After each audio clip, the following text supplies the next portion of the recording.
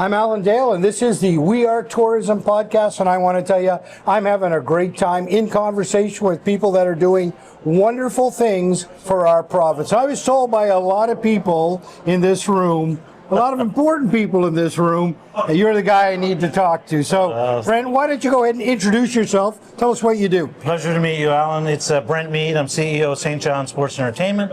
So we are responsible for overseeing the Mary Brown Centre, the largest arena and performance space in the province, and the St. John's Convention Centre. Brent, talk to me a little bit about hospitality in St. John's specifically, because that's your market, and then more broadly in Newfoundland and Labrador. What's your vision on it? Well, I've been involved in the space off and on for over 25 years, and so I've always believed in the uniqueness of our culture, the uniqueness of our place, and the offering that we can, the way we can position ourselves in the world marketplace for tourism. And I think now, as we evolve into new markets, things like incentive travel, things like trying to, again, increase our conferences and events, sporting events, those type of things, I think, are new niches that we've been able to really explore more strongly and more effectively in the last some years. As our industry is built, I mean, this has been a growing business for over 25 years. I mean, when I was a deputy minister of this in 2006, 2007, and I come back in this space now, 20 years later, it is incredible how much it has grown, how much it's matured. We still have more work to do. Right. And I think, we still have more work to do in developing our experiences, developing our products. We've made big improvements, particularly in our rural areas. St. John's has always been fairly strong in that, but even then we've seen much improvement on our culinary scene and our development of experiences here.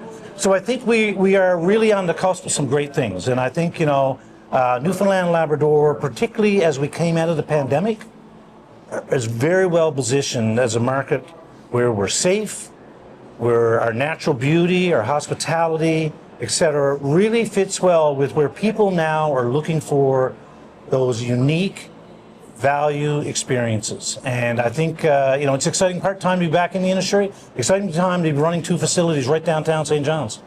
It must be interesting for you to have planted seeds 20 years ago in government and watch what's happening there now. Well, government's just one part of it. I mean, industry drives really the growth. Let's be clear on that. But clearly, government does play a role, particularly in, early days when I was there. It was when target marketing first came on with its marketing. And we know how target marketing's campaign has transformed how people seen us and how people seen the experiences that they could be part of here in Newfoundland and Labrador. So it has been great to see it. There were some great seeds on the marketing side, on the product development side, on the collaboration side, on the infrastructure that's needed in communities to deliver these experiences, both human infrastructure and physical infrastructure. So it has been great to come back. And, there was a number of years where I was on the margins of watching it and still actively involved as a tourist at home or a patron of the arts or whatever. But it has been great to see all of that come to fruition and to see where people are excited to continue to go do more here. Right. One thing that sort of come up time and time again is that engagement of that next generation into the industry. What would you tell people right now about this sector and why they should come join?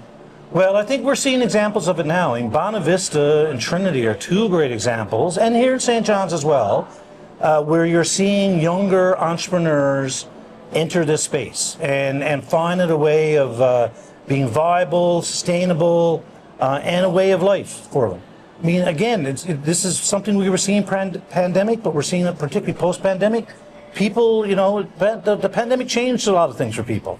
And, it changed the way people want to experience things when they visit places.